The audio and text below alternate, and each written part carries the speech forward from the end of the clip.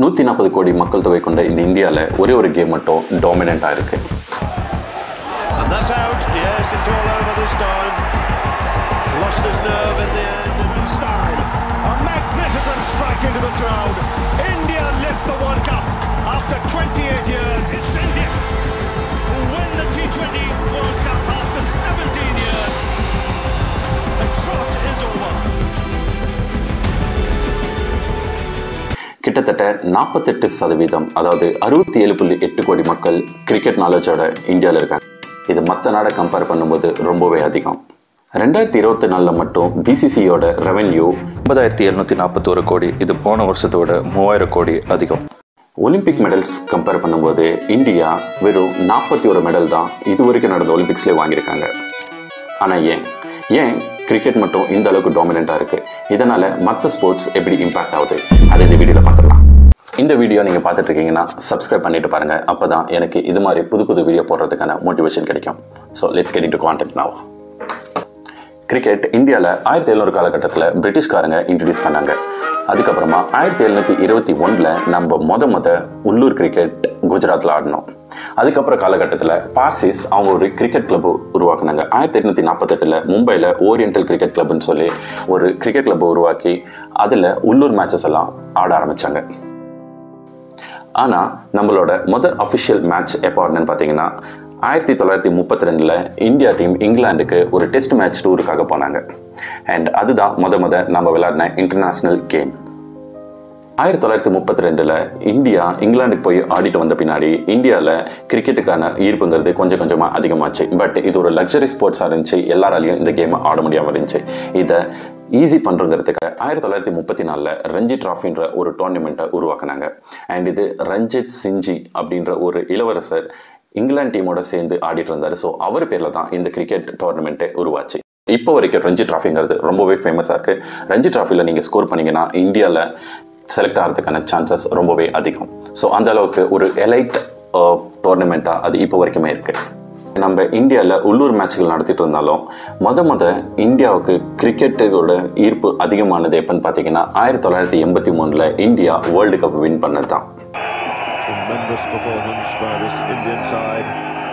So Kapil Dev team போயிட்டு அவங்க 1983 world cup win பண்ணிட்டு வந்த பின்னாடி இந்தியாவில் கிரிக்கெட்டுங்கிறது எல்லாருக்கும் தெரிஞ்ச ஒரு விஷயமாச்சு. அண்ட் எல்லாருமே அந்த கேமை ஆடணும்னு ரொம்பவே ஆர்வம் காட்ட ஆரம்பித்தாங்க. வினோத் மான்கட், விஜய் ஹசாரே, சுனில் கவாஸ்கர் அண்ட் கபில் தேவ் இவங்க எல்லாருமே இந்தியா கிரிக்கெட் டீமுக்காக ரொம்பவே கான்ட்ரிபியூட் பண்ணியிருக்காங்க. அண்ட் இவங்களால தான் இந்தியாவில் கிரிக்கெட்டுங்கிறது ரொம்பவே வேகமாக பரவ ஆரம்பிச்சிருக்கு. அண்ட் அதுக்கப்புறம் வந்த காலகட்டத்தில் சச்சின், கங்குலி, டிராவிட், MS தோனி, இப்போ வரைக்கும் விராட் கோலி, ரோஹித் சர்மா, ஸோ இவங்கெல்லாம் முக்கியமான காரணம் ஏன் இந்தியாவில் கிரிக்கெட் இந்த அளவுக்கு ஃபேமஸாக இருக்குன்னு. இந்தியாவில் ஸ்போர்ட்ஸ் வைஸ் கம்பேர் பண்ணும்போது டாப் 3ல எந்தெந்த ஸ்போர்ட்ஸ் இருக்குன்னா, ஏன்னா இந்த டாப் 3லயே கிட்டத்தட்ட 70 to 80% பாப்புலேஷன் அடங்குது. அதனால் நான் டாப் 3 மட்டும் எடுத்திருக்கேன். ஸோ முதல்ல பார்த்தீங்கன்னா கிரிக்கெட் கிட்டத்தட்ட 67 கோடி பேர் கிரிக்கெட்டை ஃபாலோ பண்ணுறாங்க. அதை தொடர்ந்து ஃபுட்பால் 30 கோடி பேர் ஃபாலோ பண்ணுறாங்க. அதை தொடர்ந்து கபடி 20 கோடி பேர் ஃபாலோ பண்ணுறாங்க. இந்த அளவுக்கு நம்ம கிரிக்கெட் ஃபாலோவர்ஸ் வச்சுருக்கோம். இதனால் என்ன பிரச்சனைன்னு கேட்டிங்கன்னா, பிரச்சனை என்னென்னா இந்த அளவுக்கு ஃபாலோவர்ஸ் இருக்கிறதுனால அண்ட் அது மட்டும் இல்லாமல் எல்லாருமே கிரிக்கெட் மேலே இருக்கிற ஈர்ப்புனால மற்ற ஸ்போர்ட்ஸை அவங்க கண்டுக்கிறதே கிடையாது. இதுக்கு ஒரு உதாரணம் சொல்லணும்னா 2021 பிரான்ஸ் மெடல் அடித்த இந்தியன் ஹாக்கி டீம் இந்தியாவுக்கு வரும்போது அவங்க ஏர்போர்ட்டில் வெயிட் பண்ணிட்டு இருந்தாங்க. அந்த டைமில் அவங்கள யாருமே ரெக்கக்னைஸ் பண்ணல. டாலி சாய்வாலா பாலை வச்சுட்டு நாக்க வச்சு வீடியோ போட்ட ஒருத்தன்.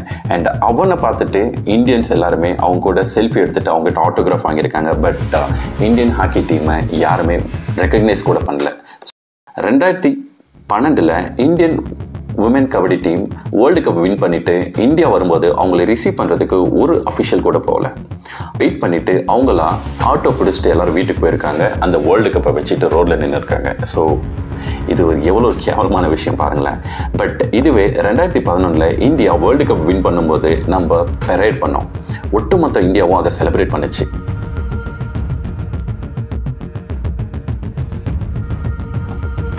எனக்கு தெரியும் கிரிக்கெட் அதிக ரெவன்யூ கொடுக்குற ஒரு ஸ்போர்ட்ஸ் தான். But by end of the day cricket ஆகட்டும், கபடி ஆகட்டும், ஹாக்கி ஆகட்டும், ஃபுட்பால் ஆகட்டும், எல்லாமே ஸ்போர்ட்ஸ் தான். அண்ட் அவங்க எடுக்கிற எஃபோர்ட்டும் ஈக்குவலாக தான் இருக்கும். அந்தந்த கேமுக்கு தேவையான அளவுக்கு அவங்களோட எஃபோர்ட் இருக்கும்.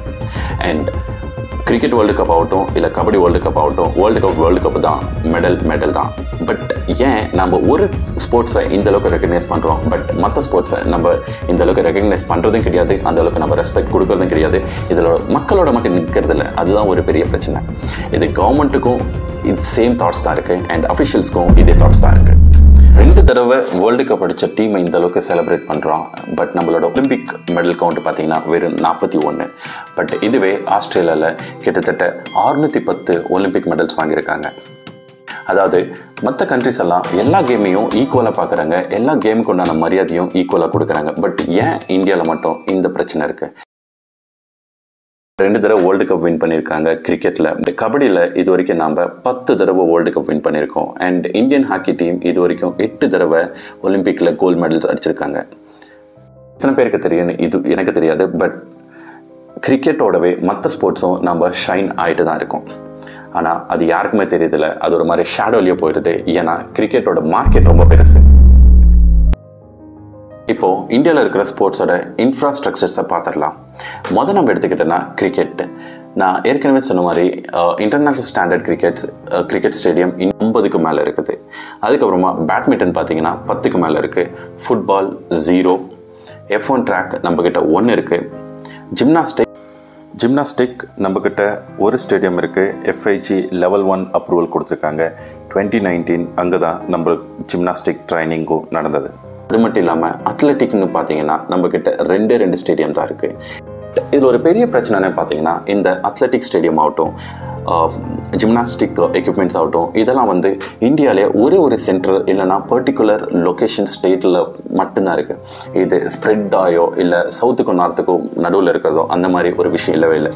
இது ஒரு பெரிய பிரச்சனை. ஏன் இந்தியாவில் கிரிக்கெட்டை தவிர மற்ற ஸ்போர்ட்ஸ் வளரவே இல்லைன்னு நினச்சி பாருங்களேன். இப்போ ஒரு ஏழை வீட்டில் பிறந்த ஒருத்தன் ஒரு நல்ல டேலண்டடாக இருப்பான், ஒரு அத்லெட்டாக இருப்பான். பட் அவனுக்கான எக்யூப்மெண்ட்ஸ் ஆகட்டும் அண்ட் அவனுக்குமான ஒரு ஸ்டேஜ் ஆகட்டும், ஒரு ஸ்டேடியம் ஆகட்டும், ப்ராக்டிஸ் பண்ணுறதுக்கு ப்ராப்பரான இடம் கிடைக்கலாம்.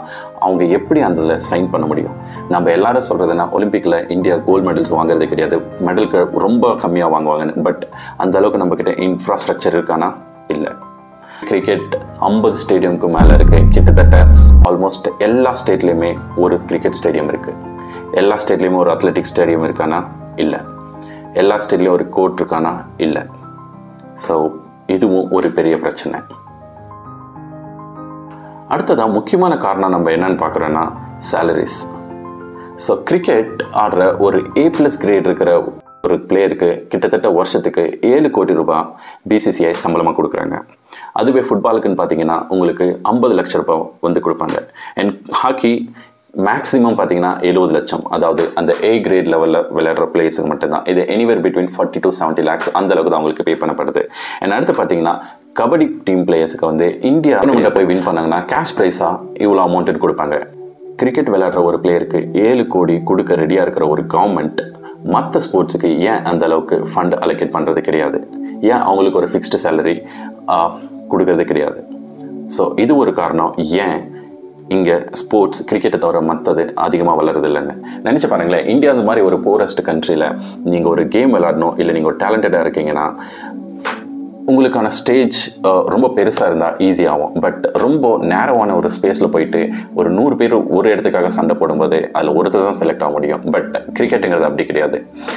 இங்கே பல ஸ்டேடியம் இருக்குது, பல டோர்னமெண்ட் நடக்குது. IPL நீங்கள் ஒரு டைம் விளையாண்டிங்கன்னா உங்களுக்கு கிடைக்கிற ஃபேமே வேறு. பட் இதுவே ஹாக்கியோ இல்லை ஃபுட்பாலோ இல்லை கபடியோ நீங்கள் விளையாண்டு உங்களுக்கு கிடைக்கிற ஃபேம் பார்த்தீங்கன்னா அந்த IPL கம்பேர் பண்ணும்போது ரொம்பவே கம்மி. இதில் என்னோட கருத்து என்னென்னு பார்த்தீங்கன்னா எல்லா ஸ்போர்ட்ஸுமே ஈக்குவலாக பார்க்கணும். அப்படி பார்த்தா மட்டும்தான் மற்ற ஸ்போர்ட்ஸும் இந்தியாவில் ஷைன் ஆகும். அண்ட் அடுத்த ஒரு விஷயம் என்னென்னு பார்த்தீங்கன்னா கிட்டத்தட்ட 70% மக்கள் கிரிக்கெட்டை மட்டும்தான் பார்க்குறாங்க. அவங்களுக்கு அந்த கேமில் தான் நாலேஜ் இருக்குது. இந்த நிலைமை மாறணும்னா இந்த மீடியா கவரேஜுங்கிறது கண்டிப்பாக மற்ற ஸ்போர்ட்ஸுக்கும் நம்ம ரொம்பவே ப்ரிஃபரன்ஸ் கொடுக்கணும். ஸோ அப்போ தான் மக்களுக்கு மற்ற ஸ்போர்ட்ஸை பற்றி தெரிய வரும், அதில் இருக்கிற ஆர்வமும் அதிகமாகும். அண்ட் மூணாவது ஒரு பிரச்சனை பார்த்தீங்கன்னா பட்ஜெட் அலோகேஷன். கவர்மெண்ட் பட்ஜெட் அலோகேஷனை அன்ஈவனான ஒரு ஸ்டேஜில் வச்சுருக்காங்க. ஸோ இந்த நிலைமை மாறணும்.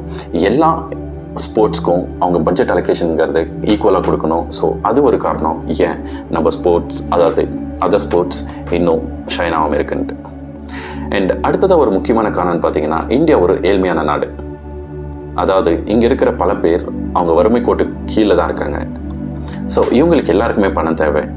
எந்த ஸ்போர்ட்ஸில் அதிகமான பணம் கிடைக்குதோ, எந்த ஸ்போர்ட்ஸில் ஈஸியாக அவங்க ஃபேமஸ் சம்பாதிக்க முடியுமோ அந்த ஸ்போர்ட்ஸை தான் சூஸ் பண்ணுவாங்க. இது ஒரு தப்பான விஷயமே கிடையாது. It's totally fair. பட் இந்த நிலைமை மாட்டணும்னா நான் சொன்ன மாதிரி எல்லா ஸ்போர்ட்ஸுமே நம்ம ஈக்குவலான லெவலுக்கு அந்த சேலரிஸை கொடுக்கறதாகட்டும் அண்ட் இன்ஃப்ராஸ்ட்ரக்சரை டெவலப் பண்ணுறதாகட்டும், அது மட்டும் இல்லாமல் அந்த கேமை பல கண்ட்ரிகளுக்கு இந்தியாவிலேருந்து கொண்டு போய் ரீச் பண்ணுறதாகட்டும், இதெல்லாம் பண்ணால் மட்டும்தான் இங்கே எல்லா ஸ்போர்ட்ஸுமே ஈக்குவலாக இருக்கும்.